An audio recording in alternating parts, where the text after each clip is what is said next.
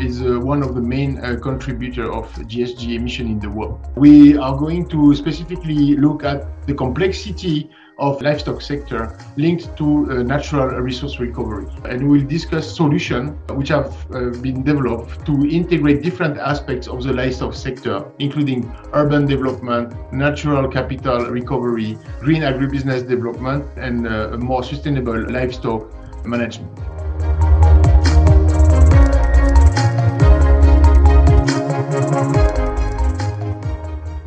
Pleasure to see all of you here. It's an important session. It's part of the decarbonization theme, really looking at low carbon livestock management, rangeland management is the focus of today's session. As we know, and as was outlined early on in the opening yesterday, including from our Vice President, addressing climate change is a development imperative. So there's really no issue of seeing it as trade-offs anymore.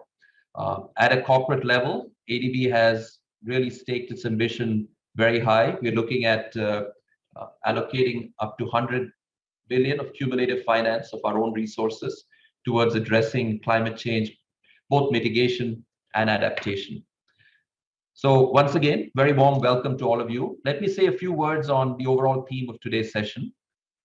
We know globally that the expanse of rangelands, considered broadly as grasslands, deserts, shrublands, and tundra, occupy about half of the world's land area and contain more than 30% of the world's above and below ground carbon reserves, or what we call soil organic carbon.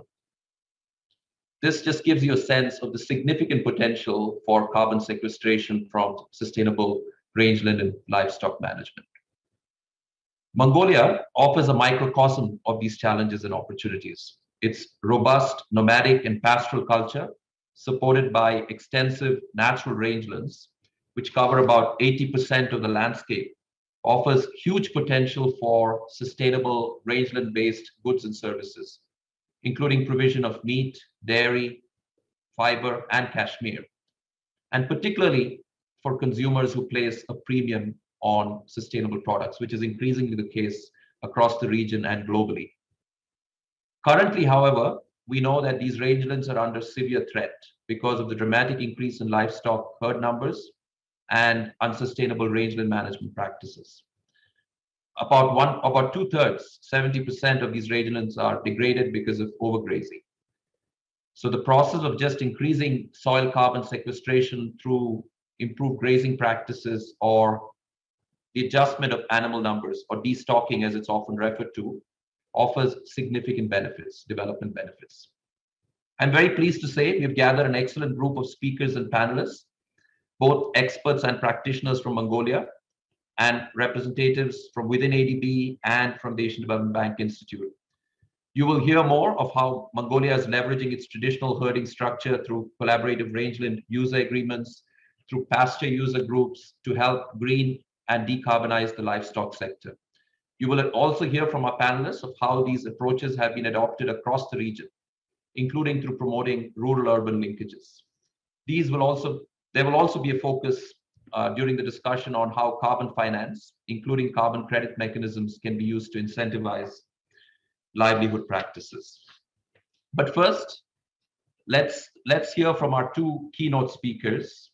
So our keynote speakers are Arno Heckman and Jan Hendricks, both colleagues of mine in the East Asia department. Arno is a principal urban development specialist at the ADB's East Asia department. He designs, processes, and administers integrated economic and urban development investment projects and technical assistance that promote inclusive and green livable cities, climate change adaptation and mitigation, environmental sustainability, and green urban rural development. We'll hear more about an integrated a project that is really got the potential to be quite transformative from Arno on how integrated rangeland and livestock management is embedded in rural-urban development and infrastructure development, territorial development. We'll also then hear from Jan. Jan joined ADB as a natural resource economist in 2015.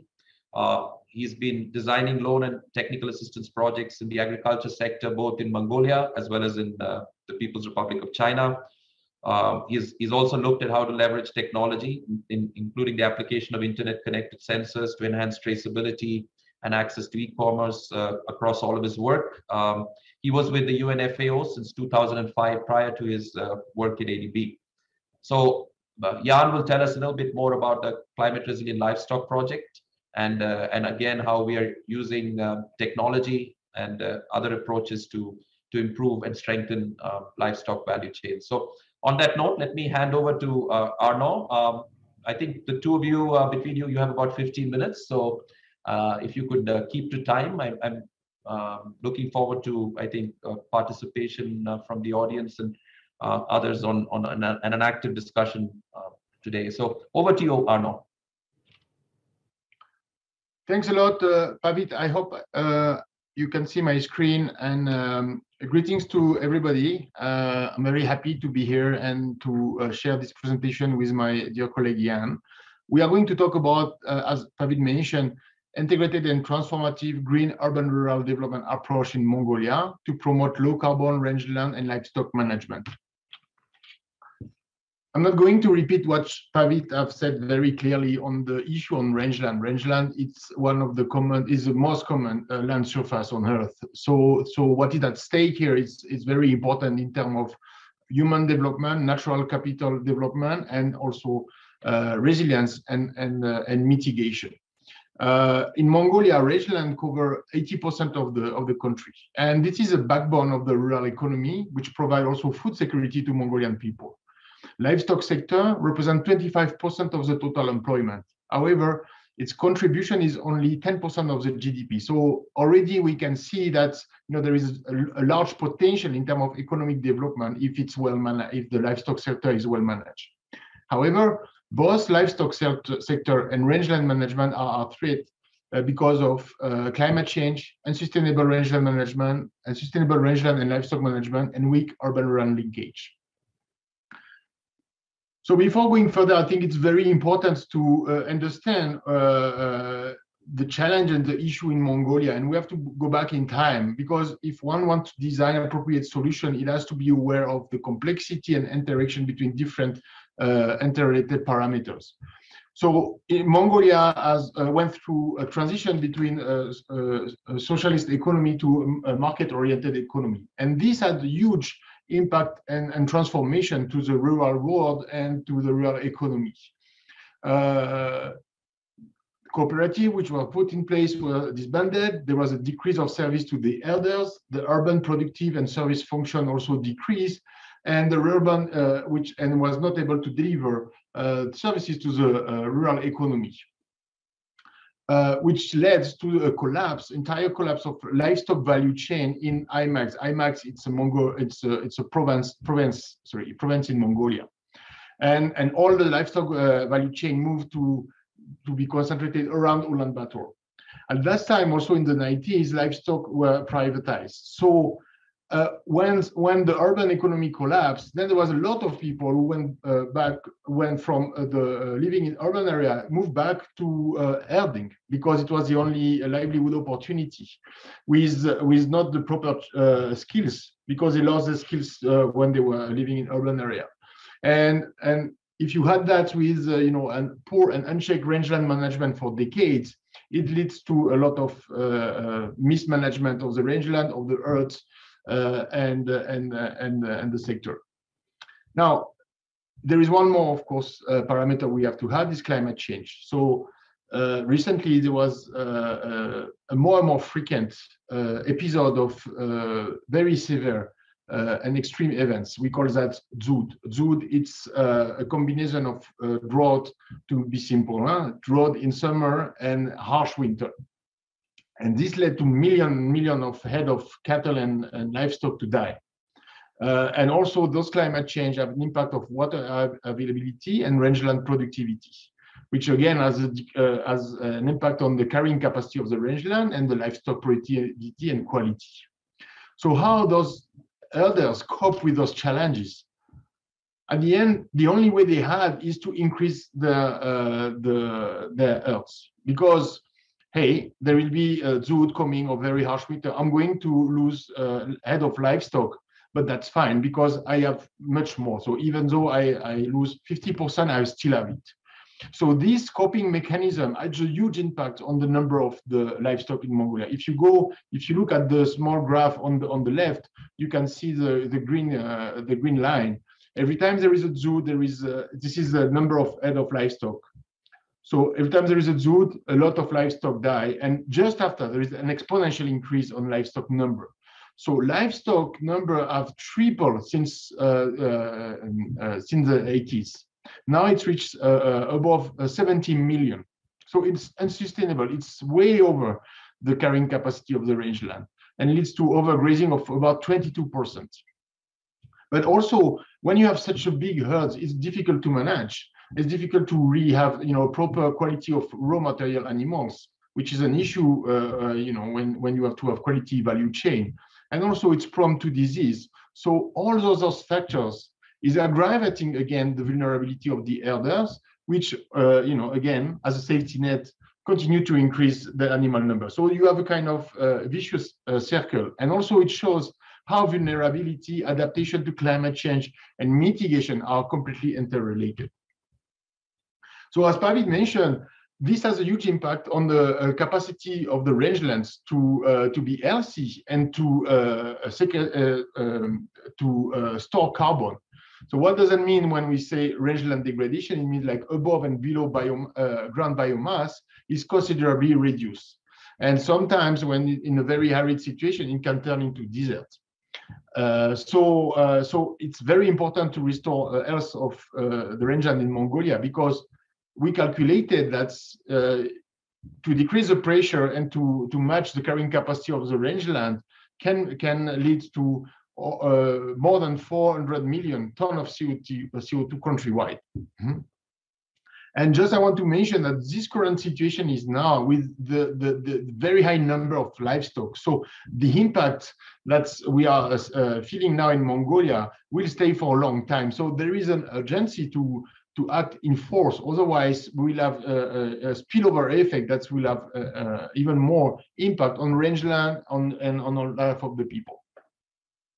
So if herders manage to reduce the animal numbers and adopt better grazing practice and improve rangeland management, then the rangeland will be restored and we'll have a better value chain and better livelihood for the herders. But for those transformations to happen, it has to be really integrated. So we have to enter in a system which proposes a solution for the herders to be better off than the whole system, because it has to be attractive and move from a quantitative to qualitative strategy when they manage the livestock. And this can be sustained only and if only there is green market linkage with local livestock value chain. Only then it can be sustainable. So we identify 4 actions to manage that. So we have to provide incentive to the herders to better manage the rangeland, to recreate cooperative, to have more access to fodder, and to have more access for veterinary services. At the same time, it's very important to provide the right infrastructure to cities and towns which are close to the rangeland and can provide services to the herders, but also can attract people and investment for processing, pre-processing, marketing, and logistic company that will recreate the value chain on the spot at the point of need. And for that, it's important to provide the right financing, the financing to the value chain and SMEs, to incentivize them to link with the raw material produced by the herders who have committed to sustainable rangeland management and to be invested in the province of Mongolia and in small cities of Mongolia. And of course, to build the sector capacities, policy reform, and verification mechanism. So this is what we have, we are going to present 2 projects here, and this is ADB project, but we have many colleagues in Mongolia who are working on different type of approach, on those 3 approach, either on the urban or on the rangeland. So it gives the territorial framework that we can work on, but also it will indicate all the synergy we can have among others. And the first one is IMAG and SUM Green Regional Development Investment Program. This program is targeting those 4 aspects here: rangeland, cities, financing, and policy. And climate resilient sustainable is targeting one of specific aspects, is rangeland management, herders, and connecting to the value chain. So let me give the floor to Jan, who will explain the first action I just described, and then I will come back to explain the other actions. Jan, is to you. Thank you. A warm hello to everyone. Yeah, I'll be speaking on the Climate Resilient Sustainable Livestock Development Project. What it does similar things to our NOS, IMAC, and Zoom Regional Development Project. Specifically, what we do is on the Action 1 to provide herders with incentives and the management structure, the institution for rangeland management to sequester the carbon again and to reduce numbers. How we do this, yeah, you see on the left these blue dots, and we want these herders, which represent the blue dots, to coordinate and cooperate.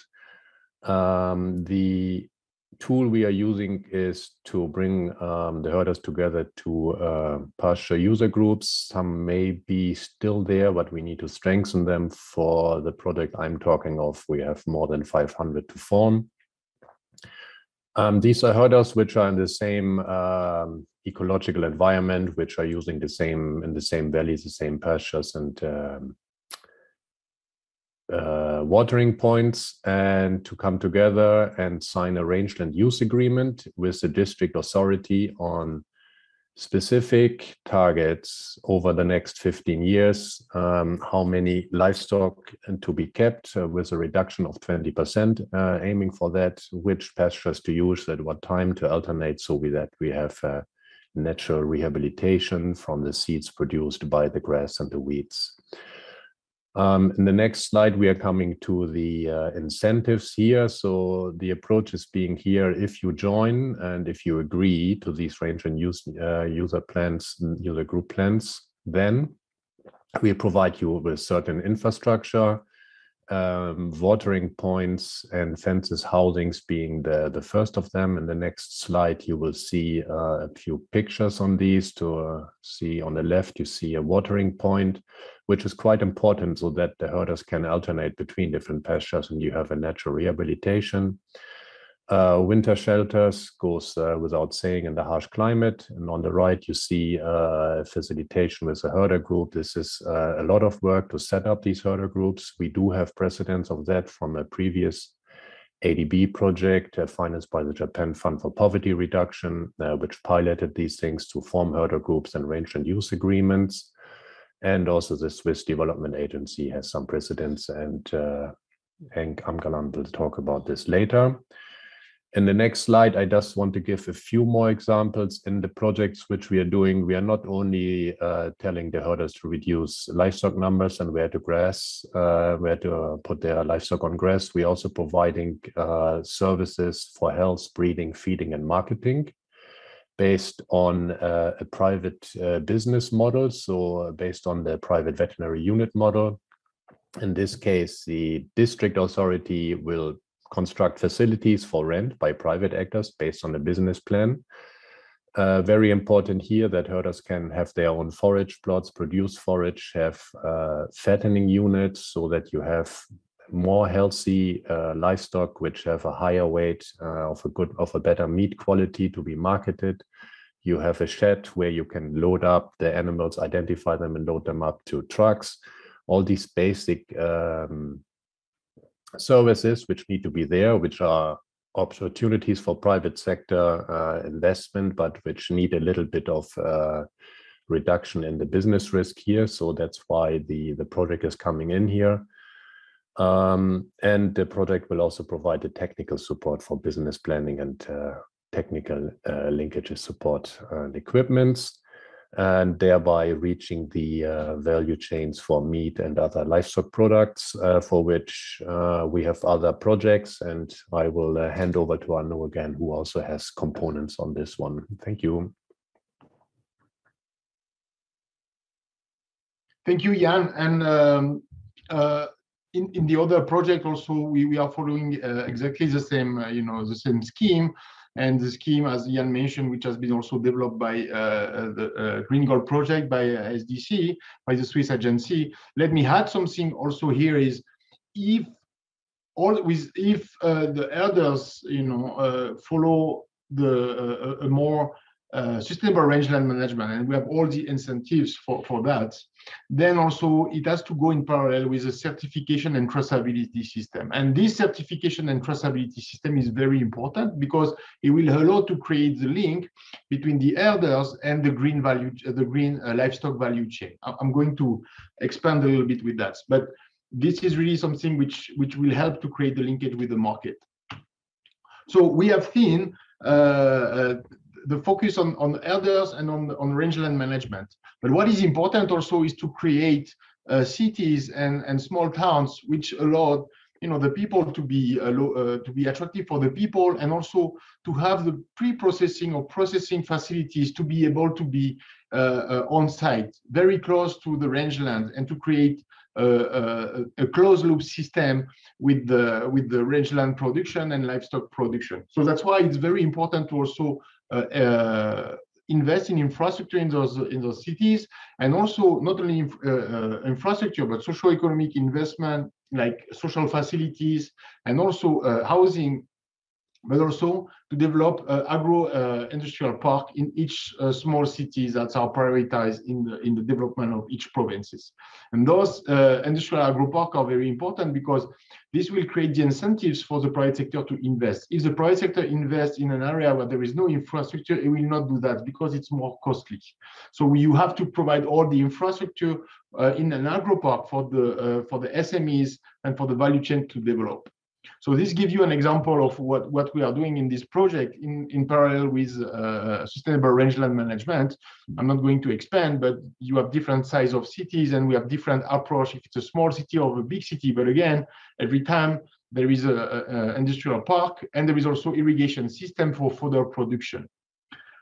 If you go on the map below, it shows how we want to spatially transform Mongolia, because in the first map of Mongolia, the one on the left, you can see all the big processing facilities, they are around Ulaanbaatar. And in a remote IMAC, there is very, very few, only middlemen and slaughterhouse. So what we want is, through this investment in infrastructure and elders and financial incentives, to have those investments to go back at the point of need, nearby the rangelands, and to recreate local value chain. For at the end, we're creating for each IMAC and regional development, a regional development on its own. Can I request if you can wrap up? I'm going to explain like that. Yes.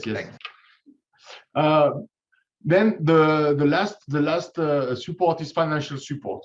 So in this financial support, what we are doing is we are providing a loan and guarantee and even innovation grants to link sustainable rangeland management with value chain. And what we say to the private sector is, look, we are going to provide you some very interesting loan or guarantees only if your investment is at the point of need in the remote province, and if you buy the raw material from elders who are committed to sustainable rangeland management. And like that, we use the private sector to create the link, the green linkage between urban and rural development, and to make it sustainable. When you create those value chain, then you are entering into a sustainable approach where the livelihood of the elders will increase, and they will share profit with the private sector. So we have different window of intervention. I'm not going to go through it, but small SMEs, large enterprise, or even a micro loan. And the other capacity building is the other action is, of course, on capacity building reforms and policy improvement. What I want to highlight here is the first project, the green regional development, is really an integrated and territorial approach. So basically, through the model of territorial development, it will be replicated all over Mongolia using initiatives which have developed some of those actions. Like, for example, Jan have demonstrated one of them, but there is a lot of action on the ground, especially on the rangeland, where if there is adequate situation on the ground for the elders, then only some of the action will be invested to create this territorial system.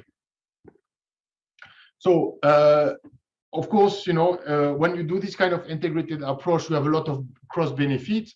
It benefits on urban pollution, emission, rangeland management, green economic diversification for post-COVID recovery, increase a carbon stock in a rangeland, and promote sustainable and equitable management of natural capital. So you can see here the figures.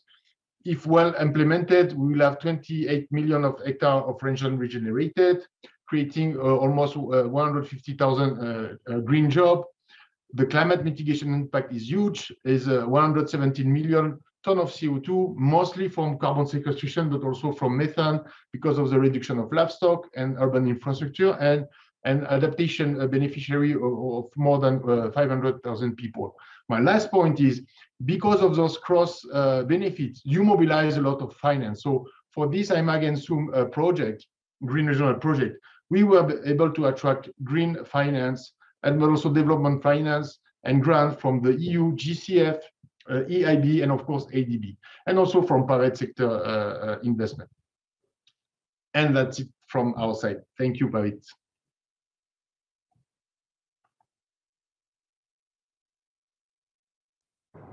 Many thanks to both of you. I think clearly shows that in order for us to really make a tangible difference in terms of moving to more rangeland, sustainable, improved rangeland management and livestock management practices, you really need to anchor it on an integrated approach, aligning organizational, institutional structures, incentive mechanisms, but also looking at basic provision of services, urban and rural services. So thank you both for that. Akiko, I think, is this photo time? Yes, Pavit. Okay, so may I request everyone to please, speakers and panelists, turn on your video, please.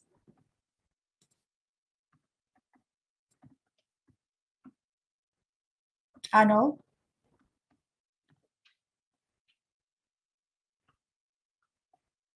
Is Arnold there? Yes, sorry, Akiko. Okay. So please, everyone, smile.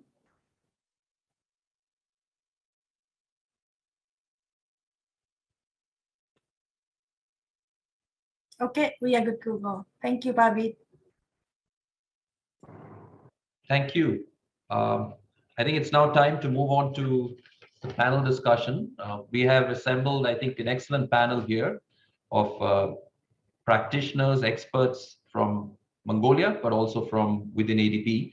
Let me briefly introduce the panel, and if you can turn on your camera when you're, Arno, if you can turn off your camera for now. We'll just thank. So first, M. Kambalan, or NK as we all call her in Mongolia, is a member of the steering committee and advisor to the executive team of the Mongolian National Federation of Pasture User Groups of Herders. She has held various positions in the Swiss Agency for Development and Cooperation, or SDC, and worked in several projects in USAID and the government of Netherlands. We'll hear from you shortly. We have also with us Hans Woolring, who's the Senior Evaluation Specialist in IED, our Independent Evaluation Department. Prior to that, he was in our Central West Regional Department.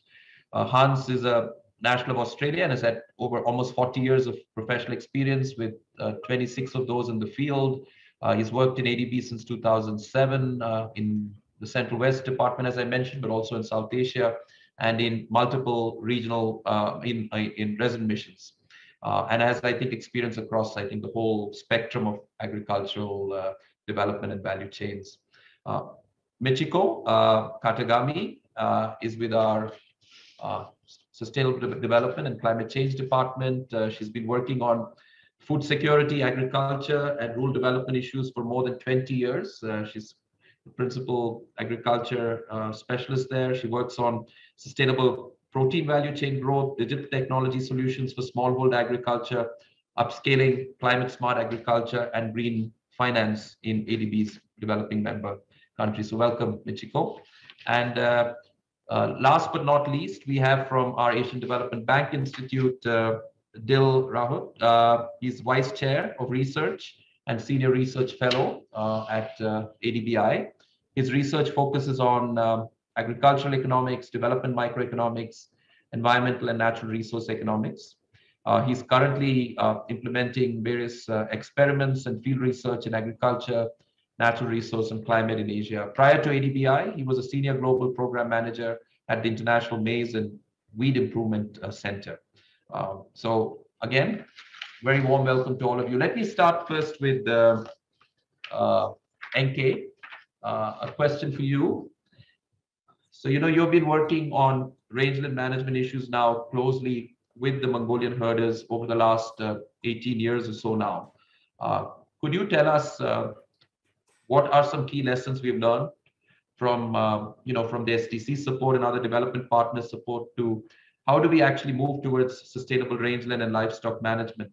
And what are some challenges and opportunities in the future? If you could keep your response to about 5 minutes or so, that would be appreciated. Thank you. Okay, hi, everyone. Thank you for giving me this opportunity to share the experiences from the field. And yes, I've been working on rangeland management issues in the past 18 years. I also come from a nomadic background. And as a child, I grew up helping my grandparents who are the nomadic herders and my parents taking care of the rangelands and also animals. And so when I was even from a childhood, I could see how the grazing of the animals changed, the rangeland productivity. And then 14 years ago, after I left my homeland about several years ago, and I went back after 14 years studying and living in Ulaanbaatar, and then I went back to my homeland, which is a small tiny village in Western Mongolia at the Russian border, and I was so shocked and I was so surprised to see how things have changed there. But unfortunately for the worse in terms of rangeland productivity, the ecosystem, and the water, and also the livelihood of herders that are like my grandparents. And I just would like to share, focus on, because we have a limited time, on 3 things. First, I would like to share how do we improve the responsibility of the herders when the rangelands are open access, free resource, and the animals are private. As you know, that Mongolia is a very classic case of the tragedy of the commons. When rangelands are free and open access, the herders see this as an opportunity to increase the animal income just by increasing number of livestock, as Renaud and also private you have mentioned. And secondly, I would like to also what kind of economic incentives we have tested as a project, also myself as a researcher, to promote herders to adopt better practices in rangeland management. And third, I would like to also share some maybe experiences related what were the feedback from customers when they see these products are environmentally friendly or rangeland friendly or traceable. The feedback from the domestic market as well as some international market. Yeah, because as you know that Mongolia is a country of steppe-land, and like almost 80% of our land territory is divided into these 5 main ecosystems: mountain steppe, everything is steppe in Mongolia, mountain steppe, forest steppe, the real steppe, and rice steppe, and desert steppe. So, the 80% of this land is used as livestock grazing. So you see that the livestock grazing is the biggest form of land use, and unfortunately that we're facing the rangeland degradation due to overgrazing. But I don't want to discuss about here the climate related effects, because we all are aware, but I would like to more focus on human made factors, which is overgrazing, how it could also be curbed in a way to reduce the rangeland degradation. And I just would like to, as a local person, I'd like to just talk on the example of one SUM, Undershiretsum of Tövemeg, and that's where we have started working in 2008. And 2015, we exited the SUM as a project. Now they're all, the community and the local government is running on their own, and they don't need any support, but they're doing quite well. And when I remember that in 2008, when I went to the SUM, that there were a lot of tension among herders because the number of livestock has risen almost 6 times. And then rangelands were degraded and herders were stopped moving around. They were just moving between spring and winter rangelands. And the reason was that, because the number of livestock has increased, and then there were a lot of these, how to say, the herders, if they leave the winter rangelands, the others would come in and they would eat it. So they would just stay rather, they would just become like whether a watchman of the winter rangelands, because somebody else will come and just degrade and destroy everything. So yeah, it took us 3.5 years to really kind of facilitate the process that they come together, they agree. And then we went back to the old traditional grazing routes where the herders had 4 seasonal rangelands. It took us 3.5 years just to loosen the conflict, just to have them agree and discuss. So after 3.5 years, I remember that almost 80% of the herders have agreed to organize so-called pasture use groups. And after 6 years, they started setting rangeland use agreement. But I could see that how things have improved now. If you go back to if you just go, I often go there, and it is so encouraging to see that how the winter rangelands have improved. It has become almost like transformational change. You could see that how things have improved. And now there are 3 organizations. One is some association of pasture use groups, herder cooperative, and savings credit cooperative. These are the 3 institutions, like 3 the founding stone of the community that they could actually negotiate now with the local authority how they can improve grazing management, what kind of support they need to do so. And so this is how we're trying to have actually the approach we have tested to address the public open access free rangeland and private livestock. So try to create some nomadic herding based on our traditional knowledge that are accepted by herders, that are accepted by the community, and that we can actually base upon what we already have, what kind of new elements we have added is this rangeland use agreement. And of course, then we went to the national level, because when herders have signed the rangeland use agreement, how do we really enforce the rangeland use agreement? That was the key. It was very easy. Of course, it's easy to sign an agreement, everything's fine, but how do we enforce? How do we measure the rangeland productivity is improving? That's why we embarked on this big, long journey, the improving the national rangeland health monitoring system. So now Mongolia, at the land agency, there is a photo monitoring, national photo monitoring rangeland ecosystem monitoring system, and we have installed about 5,700 monitoring spots all over Mongolia. And this covers like all the 4 seasonal rangelands of each PUC. And now these are used as to really see that has there been any improvement in the rangeland health? Has it stabilized, or is it going down? This has become a really important tool to keep the herders accountable. Yeah, because of the time, I'd like to go back into economic incentive, and then we have tested this traceability system. And I always call it like Mongolia as a country. What is our niche? What is our competitive niche in international market? How do we really tell to the story about Mongolia, the sustainable products to the rest of the world, especially about Kashmir, because we have such a big producer next to us, China. So this has a kind of motivated group of young researchers, like there are a group of people working in our federation also, that there are a lot of think tank groups among us, that we have so-called developed a code of practice for sustainable nomadic production. Maybe you've heard about this, responsible nomads. And then we have developed the system to monitor if the products traced are, if the rangelands are healthy, animal welfare indicators are respected, animal health, and the response of the herders, quality, and so on. So it has worked quite well, and we have tested in a local market, and with some, special customer groups, and then local customers, that if they see that this meat is coming from healthy rangelands and it's good quality, they are willing to pay 10 to 25% extra. And it has given us quite an encouragement. And now we are in discussion with some private investors, also including your project. I think I'm very happy. I would like to also take this opportunity to thank all ADB team and Arnaud and all others that really taking time to get into the best practice of our project and integrating to really build upon. And that I'm so happy to see the presentation, that there are a lot of things, that a lot of stocks taken out of the 18 years of experience that we have put together with others themselves. I always like to give a credit. If there were no these local indigenous leaders, if there was no committed herders, we would have never achieved. And human resources are very important in case of Mongolia. And thank you for that. I just want to say that this was a very inspiring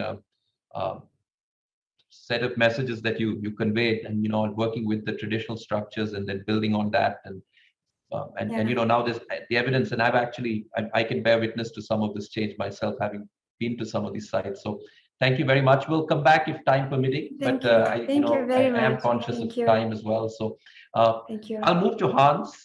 Hans, you've worked extensively in the Central West region in Tajikistan, Uzbekistan, Afghanistan. Could you briefly tell us a little bit about what ADB's experience has been on low carbon rural development across the region, and how we can really leverage this and benefit from cross-regional cooperation. Over to you. Thanks, Pavid. Firstly, I'd like to congratulate all the parties who worked on the Mongolia project described in the presentation in the session today. As an agricultural specialist, I can tell you that what they are trying to do is both admirable and gutsy. They're tackling a difficult problem, and the solutions are not straightforward. As lessons are learned, I expect course adjustments will be required to achieve the planned outcomes. Well done to the team and good luck, and special congratulations to the Mongolian side. After the rundown in soil carbon in many of our agricultural production systems, increasing storage of carbon in the soil is of course an attractive idea, with the prospect of improved soil fertility, then productivity, and carbon sequestration. For farmers, being paid for carbon sequestration is a holy grail. However, storage of carbon in the soil is fraught with the problems of cost-effective measurement at the farm scale and also carbon stability. Some recent research has come out from my home country, Australia, and they have inexplicable variations between seasons, and they're trying to sort out the cause and source of that.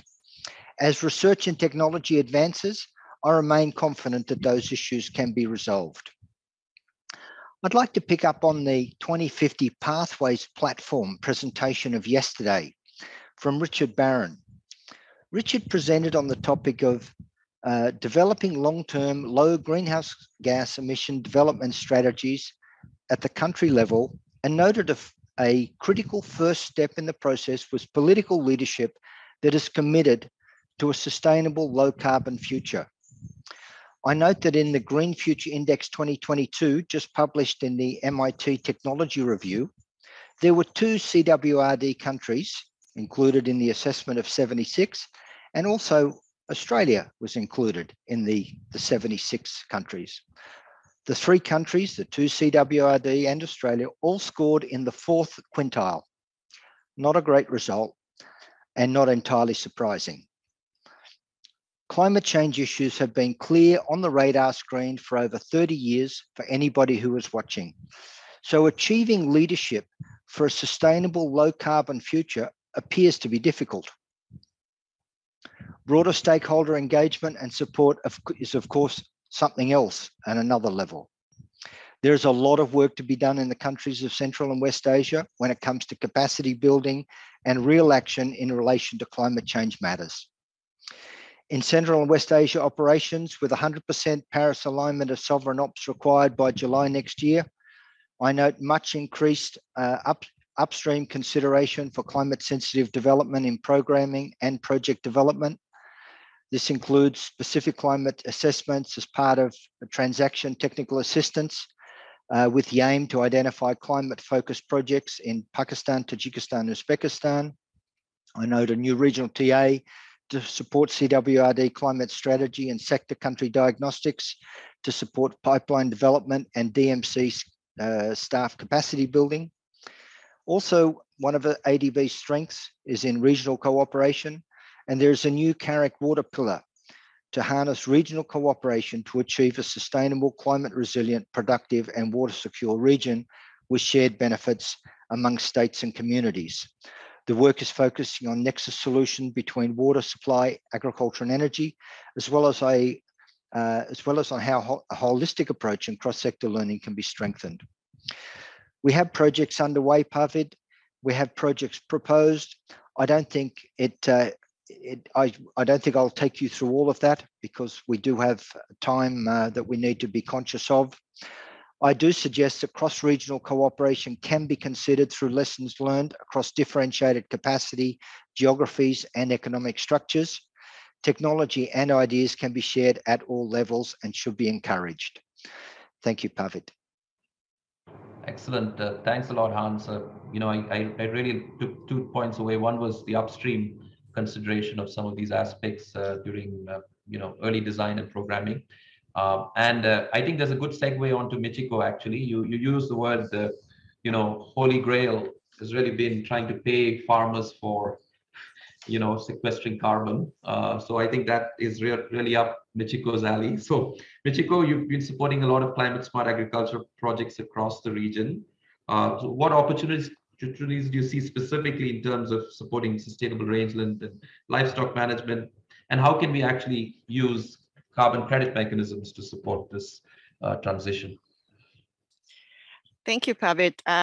This is a very exciting opportunity, and it's like a momentum building up in the involuntary carbon market also. Country like Mongolia, as everybody is, and I think I echo what Hans mentioned, is that on the ground level forces like Enki is the institutional memories of all this country's trials and, the different type of the success and failure. And then that sort of built up, and also you really build up on this local level institutional capacity. And then ADB's project comes in, integrating all this learning into that next level of investment. This is really wonderful things happening.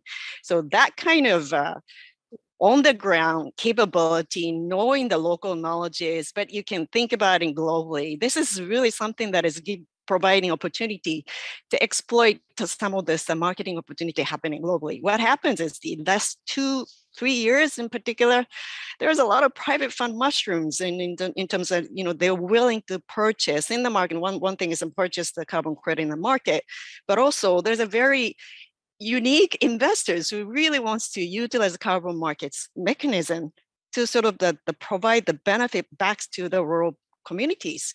And then the one thing that we've been doing in the past few years for the sake of the climate smart agriculture investment in ADB is not just for understanding, studying what needs to be done in country-specific location institutions, but to realize that vision, what kind of investment that has to take place beyond the call of the public sector, because public sector funding obviously is not large enough to cover the whole landscape or country and across the time, the constraint and time span of the 15-20 years. That's the time span that you really have to commit to. Strange thing is that we have to go around after the studying of the climate scientists and CG Center researchers. By the way, you'll be surprised that CG Center researchers nowadays, they talk like a private investors. They're completely sort of like a market-based people now. And then they with the help that we just go around a lot of private investors, and surprise, surprise, there's so many interesting the market mechanism. They really wanted to provide the forces that the benefits coming back to the rural community. What that is sustainable livestock, sustainable regional management that compensated like a pest kind of institute as a sort of a scheme. There's a new terminology in globally mentions a carbon farming, carbon sequestration as another cropping activity to earn money. Right? That kind of thing can be exploited in a country like Mongolia, where there's an institutional capacity with the support of the government. And also, like your castle, Pavit, is the resident mission in place, knowing the local knowledge and partnership like Enki can make the benefit stream, generate benefit stream going to the farmers. And that is really essential to turn around the game of this sustainability in the rangeland. I think Arno mentioned 70 million the livestock is in place, and our scientists estimate is that has to be halved to secure the sustainable future. It's a drastic challenge, and for the drastic challenge, there has to be extreme measure has to come in. So that actually is one of the private impact fund is showing an interest in collaborating with the ADB project. And together with the local brave institutional CSO like Enki's Place and so many others. And we are talking about a collaborations, not in the sense of this agreement or the making friends, no, business model collaboration. That's something that is ongoing. And I think we would like to discuss a little further from the separate opportunity of this. And I think there is a good chance of mobilizing additional funding forces coming from the global carbon market in the benefit of the herders in Mongolia. And to make that happen, I think there's 3 things that we really want to focus on from our end in terms of mobilizing the carbon market benefits. One is about, like I mentioned, that the ADB can be a mediator of this partnership business models building and it's been working. Your project stuff is so great that Mongolia perception among all the small group of the private investors completely changed. And this is the one really important convening power that the ADB can do with a really strong presence in that certain countries. Number two is about the clarity on the sort of policy regulatory things. It's about one thing about the land tenure clarity, who actually benefits when the carbon sequestration benefits the sequestration happen, who gets the credit for that, and the allocation of the benefits that I think always has been the point of this dispute. Another thing is that the clarification of the Mongolia said the application of the Article 6 of this Paris Agreement. So those are the policy and transparency that's going to pave the way for the leveraging extra fund. The last one is the MRV, monitoring and reporting system. It still is expensive to come up with this good verification system, yet you have to come up with something of this low cost, so that the technology application in this area is going to be very, very helpful. And then this is one of the areas where ADB can weigh in to do a little bit more like a market-friendly carbon sequestration. I'll stop here. Thank you. Thanks for that, Michiko. I think those 3 points are very tangible suggestions and where ADB can play a very concrete role. We'll come back to that if you have a couple of minutes at the end. So if you can just park that thought. So over to you now, Dil. I think you've conducted a lot of research on smallholder issues and livelihood aspects pertaining to smallholders. What do you see in terms of the model you've now heard about in terms of sustainable rangeland management and livestock management in Mongolia, and how transferable is this to other parts of Asia, particularly South Asia, where you've done a lot of research? If you could restrict your response to about 4 minutes or so. I'm sorry to cut you short, but we are running a little bit tight on time. So over to you, Dil. Yeah.